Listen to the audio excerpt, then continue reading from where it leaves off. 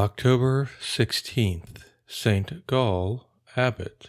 St. Gall was born in Ireland soon after the middle of the 6th century of pious, noble, and rich parents. He was raised in a monastery during his youth under St. Columban and St. Gall, his abbot. When St. Columban left Ireland, St. Gall accompanied him into England and afterwards into France, where they arrived in the year 585. In a wild forest, St. Columban founded the monastery of Annagray, and 2 years later another in Luxeuil. Driven away by a hostile king, the two saints withdrew into more propitious regions, eventually going into Switzerland, near a village on Lake Constance. The idolaters of the region were greatly irritated when St. Gall preached to them and broke 3 statues, throwing the pieces into the lake. Many, however, were converted. The disciples who had remained behind the two saints rejoined them at this place and built cells around the chapel. When the saints learned that the hostile king who had driven them out of France now had conquered the Swiss territory also, St. Columban went into Italy. St. Gall was prevented by a grievous illness from accompanying him. St. Gall had been ordained a priest by the command of St. Columban, and now, having learned the language of the region where he settled near Lake Constance, he cast out demons, lived in peace with the wild animals, drove serpents from the valley, and converted to the faith a great number of idolaters.